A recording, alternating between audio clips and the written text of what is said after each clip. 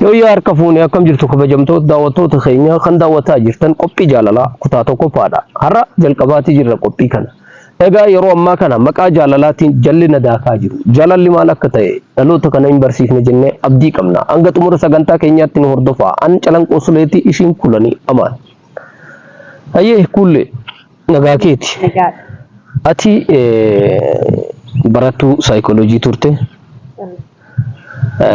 degree jalqabaa saayikooloojiidhaan akka fudhatte beeka yeroo ammaa kanaan yeroo baay'ee yoo ilaalu maqaa jaalalaatiin jallinatu daakama jaalala jechuun maali? Jaalala jechuun kennaadhaana jaalala jechuun aanaaf waan guddaadha wanta kaminirrayyuu dursa jaalalaaf ni kenna iddoo jaalalaaf qabu baay'ee guddaadha jechuudha ilmisti waan hunda kamirrayyuu jaalalaaf iddoo kenna jechuudha jaalalaaf iddoo qabda jaalattee beekta? Jaaladhee beekte jaalallee qabda? eenyu? maqaa isaa baruu feete? eenyu jaalalleen kee? Calanqoo Sulee meeti? meetii yoo ana jechuun ishee galatoomeen illee si jaaladha mee jaalala kiyya ibsadhu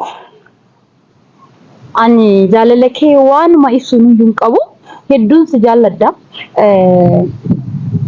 almost jaalala dhugaa sin jaala waan ta'eef jaalalli kee anaaf iddoo guddaa qaba waan guddaadha anaaf wanti si tilmaamu hin qabu wanti sin jedhu jechuudha maaliin naa ibsita kanaan naa ibsita jechuudha ani ittiin na tilmaamtu hin qabu an baay'ee si jaaladha si ibsuu barbaada baay'ee si jaaladha kijiba kee hin fedhu dhugaa kee hin irraanfadhu sobaan sin farsu kanatti qabdu sirraan hir'isu gaarii qabu siif qooda ammeenya irraa si gorsa ta'anii kee si dhoksa baay'een si jaaladha kabaja kee hin buusu keessoottis ta'e alattis hin xiqqeessu anillee kanuman si qabu walumaa galatti love is the greatest gift when given in the greatest honor when received jaalalli yoo siif kenname kennaa guddaadha yoo fudhatteefis kabajaa guddaadha jedhu kanaaf akkasi sin kabaja si jaaladha kanaan si ibsuun kanaan maqaa jaalalaatiin jallina daakaa jiru siin jedhe mee jechuun kun maal jechuun maqaa jaalalaatiin warri jallina daakan warra akkamiiti? maqaa akkaan hubadhutti akka yaadullee jaalala osoo naman jaalanne si jaaladha jedhanii nama fakkeessu tokko jiramti. Namni tokko meeqa jaalachuu danda'a? Tokko namni tokko. Tokko.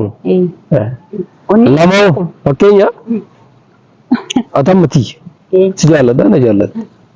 Isa biraatiin ni buru si jaaladha gaafa ittiin jaalala. Jaalalaan nakkisu. Fakkeessaadha bakka soba jaalalli namni qabu tokkoma qaba ta'e isuma qabu iddoo dhibbatti kakatuuni nigdii malee jaalalan ta'u wada tokko yoo eeguu hin danda'in dhibban seenii ni jedhamu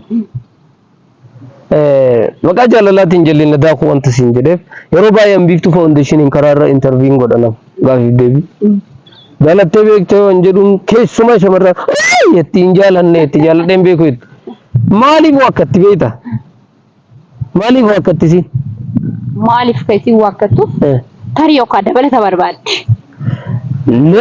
amma tarii dabalata illee barbaaduu dandeessi garuu jaalalli an gaafadhe jaalalli addunyaa kanarra akka isiin beektutti jaalalli jiru kanuma dhalaan dhiira jaalattu kadhiilli dhalaa jaalatu kana qofa akka isi saniif wakkatti jaalatte akkanya garuu haadha ishiin jaallatti een jaaladha haadha tiyyaan jettu abbaan jaalanneetti maaliif tarii dabalata barbaadde tarii guddisuu jecha yaada isiitti kana yeroo ammaa kana maqaa jaalalaatiin jallina daaku jaalalli haadha jaalachuun jira abbaa jaalachuun jira obboleessa jaalachuun jira hiriyaa jaalachuun jira kana hiwu akkatan maalennaan jaalaluma yeroo ati maqaatti dhooftee eessa dhagan nama hariiroo saalqunnamtii waliin qaban bira dhaqxi qalbiin shamarranii keessattuu jechuudha dhugaa waan dhiira ta'eef miti dhiironnis akkasuma irra caalaan isaanii jechuudha yoo jaalattee beektaa jedhani ka dhiiraa kun immoo meeqa jaaladheedha akka sadarkaa guddisee hima jarri immoo hiwu akkatan waan dhufe jechuudha daawunlood godhuu waan barbaadaniif hiwu akkatu kanaaf maqaa jaalalaatiin jallina daakaa jiru Sagagalummaan admalee hin jallina. Jaalalli jaalala. Ansi jaalladha. Siif amanamaa. Siin kabaja kee hin eega. Rakkattu sii birmadha. Nayaamtu siif hawwaadha. Rakkoo kee akka kiyyaatti ilaala.